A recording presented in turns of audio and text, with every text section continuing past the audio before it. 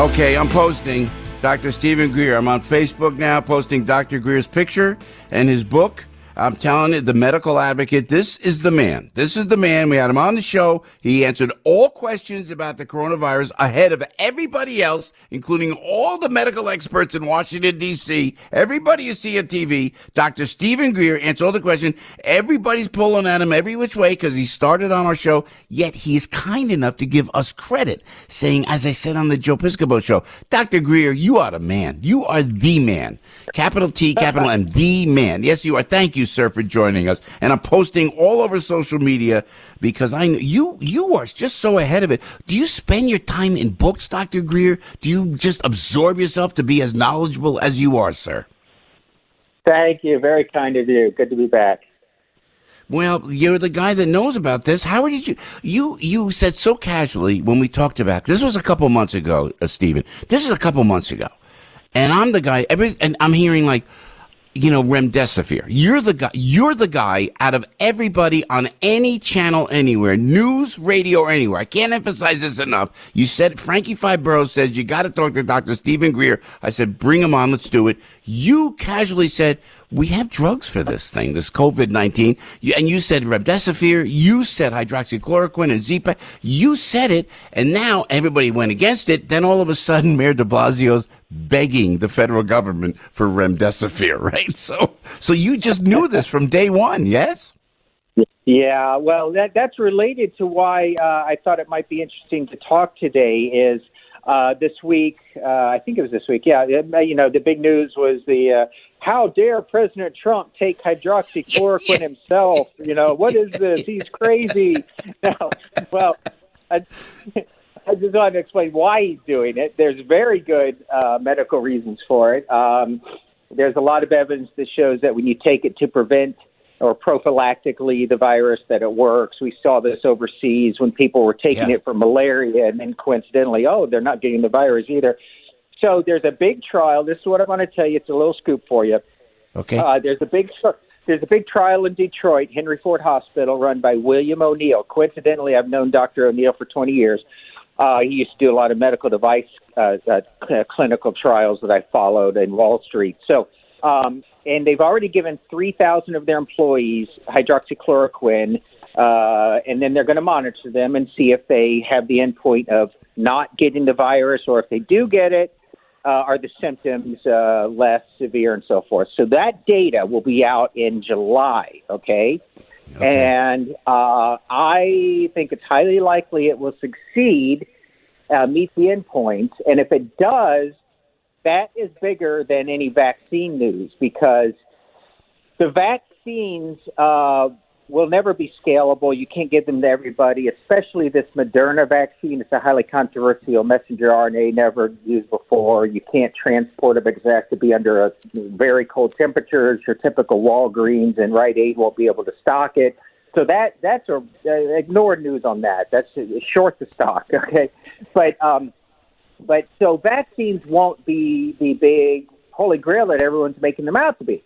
And even if you get a vaccine, the virus is still replicating. So the way to treat millions of people and say it's safe to go back to work is some sort of magical drug that prevents you from getting it. And that's what prophylactic hydroxychloroquine could be. And so we'll know in July. And that's what I wanted to give you a heads up on. Well, you said that from day one, and it's okay. But even if they have this, from Henry Ford, if it comes out that it's okay, yes, this is it. Do you think the press is going to actually go for it? Because anything the president does, they go up against. It's like they will not. They don't want to hear a cure for this virus. I'm thinking, Doc. Do you know what I'm saying when I say that? Oh, I'm sure the press will continue to make fools of themselves when the data comes out and find holes in it, poke holes in it, and so forth. That doesn't matter. The press is irrelevant. They don't have much power anymore. And so I wouldn't be too concerned with the idiots and the propaganda press say, but they will have to cover it. That'll be a big event.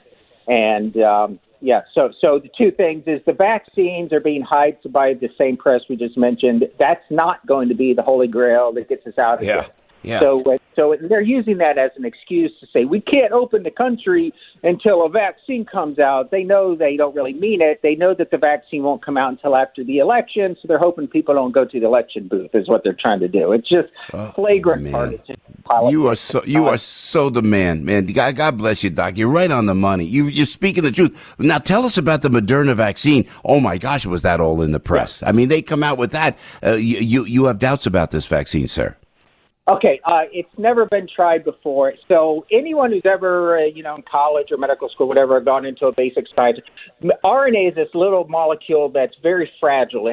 It will fall apart in seconds at room temperature. So that's why attempts to make therapeutic things out of it don't work. So if this does work, and they're highly controlled studies where they've got all the controls.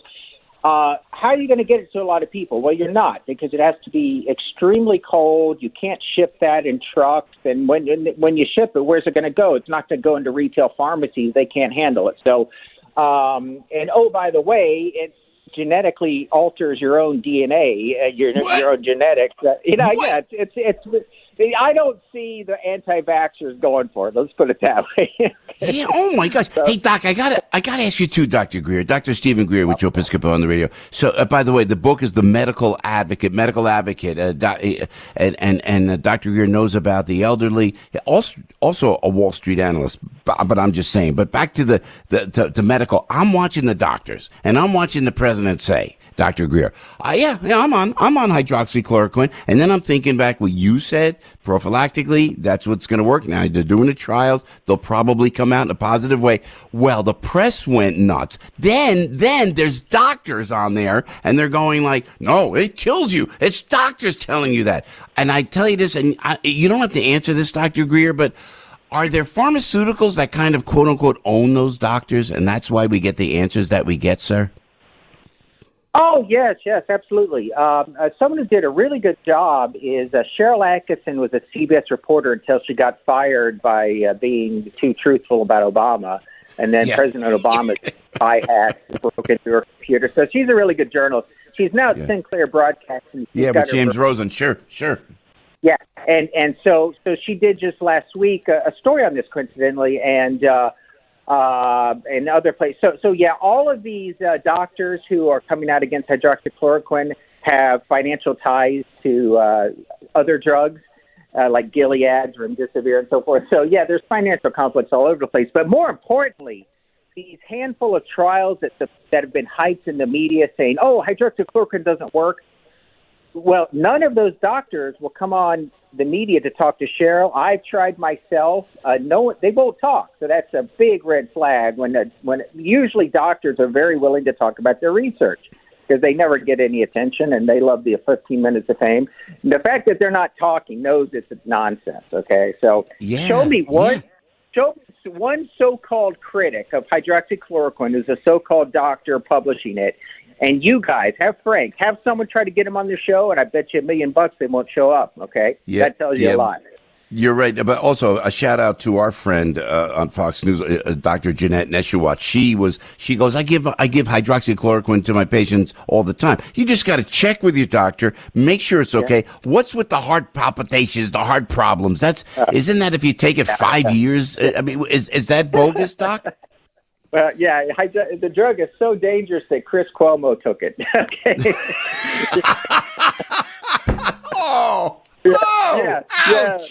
Ouch! The governor's brother took it, and the governor is out. And everyone's hypocritical as hell. Anyone in the press who got the virus, I guarantee you, would take hydroxychloroquine. Yeah. They'd be running for it. You're absolutely right. Hey, give us your take. Speaking of Governor Cuomo, and again, I don't like to blame. We're all in this together, and I hesitate to blame the governors for what they did. But this nursing home scandal, I mean, it's just unsettling. Doctor, your thoughts on that, please? Oh my gosh. Yeah. You see the news making the news today is this horrific video of a man beating up, sadistically beating up an elderly man in a Michigan nursing home, the governor there in Michigan. So the New Jersey nursing homes, the New York nursing homes. is an atrocity we've never seen in this country. In my book, The Medical Advocate, I have a chapter that goes through the history of American medicine and all the bad things it's done to us, like unethical trials and so forth, where they use this as getting it. But what's going on right now is worse than any of that. And so Governor Cuomo started it all. The other, New Jersey, Michigan, they copied him, Pennsylvania. And he's got blood on his hands, and it's all started on your show when we talked about it. Then there's some elected officials saying, hey, we need an investigation, a federal investigation. So the snowball is growing, and he's so worried about it that he's now stooping to blaming Trump. Trump caused me to do it, I saw that. I couldn't believe he went there because just to be clear, Governor Cuomo said the CDC. This is the guidelines of the CDC. There was an article in the New York Star Ledger by our friend Paul Molshine who said that is not the case. That is not the case. The warnings came from out in Washington State. So what Governor Cuomo said, again, not to vilify, but objectively speaking, Dr. Greer, that is not the case. The CDC guidelines were not to put COVID patients with nursing in the nursing homes, correct? Yeah, yes. No, Governor Cuomo doesn't have a leg to stand on there. So he's guilty as heck. It's just a matter of, is there going to be any law enforcement official in the federal government to have the guts to go after him? And I hope they do. We just need a cacophony, snowball growing of people like you've had on your show, and with some justice. You can't let that happen. You can't let an elected official, for political reasons, do a policy that they know will kill people. It's called euthanasia. We don't do euthanasia in this country. If we let it stand, it will happen again. There must be something about it. But no, you're right, Dr. Stephen Greer. I just want to reiterate that Dr. Greer pioneered how hospitals care for the elderly. The book is The Medical Advocate, Dr. Stephen Greer. Before we let you go, Stephen, can I grab a couple questions from our callers? Dr. Greer, is that okay? Sure. You're very kind with your time, sir. Judy is one of our star listeners. She's part of the family. Judy, we love you. Do you have a question for Dr. Greer? Yes, I do. Thank you so much, Joe, and thank you for bringing on Dr. Greer. I think you're the head of the class, and I think you should be head of the CDC, Dr. Greer. You're fabulous, and you have a lot of guts. You have a lot of guts, and I love people with guts. Let me tell you, say it like it is, and you say the truth as you know it and as you believe it. And by the way, what came to mind with Cuomo, what he did, to me, it's like Sarah Palin's death panels. That's how I felt. Like, that's it. Sarah Palin's death panels for elderly because they're useless, So getting to the questions real fast, I've got two fast questions. I hope you allow me. Let me ask you a question, Dr. Greer. How do you feel about people under their doctor's supervision for prevention and protection and to feel secure about themselves to take the hydroxychloroquine with the zinc, positive Z-Plaque, whatever the doctors say, just for precautionary measures? And the second question, how hot does heat have to be to kill this virus? How hot? I don't know the heat question. But there's good study. It's out there. You can Google it. Down in the state of Florida, they've looked at. So definitely warmer temperatures in certain climates and the humidity does kill the thing when you're outside. So that's probably one reason why California and Florida and so forth have had lower rates. Yes, you should have the right to do whatever you want in terms of taking medications, as long as it's an approved medication, which hydroxychloroquine is. The decision throughout history of American medicine has never had a governor getting between you and your medicine. It's been a federal FDA matter, and then once the drug is approved, doctors can write prescriptions for that drug. Now, the important thing here, again, I'm not promoting this book of mine, Medical Advocate, for any money reasons. I don't make any money off it. I wrote it for patients. It's you have to be your own advocate, okay? If you are in the hospital with the virus and the hospital is laughing, no, we don't think demand it, okay? Likewise, to your question, if you think you've been exposed and want to take it to prevent as prophylactic measures, demand it, okay? And insist on these things, and you control everything that happens to your body, whether it be a CAT scan that you don't think you need or a medicine you do think you need. So, yes, it's perfectly legal for you to do it. There's plenty of science behind it. The President of the United States did it for a reason. And you can easily Google this stuff. Go to my website and so forth. It's called the WHIP. WHIP is the acronym.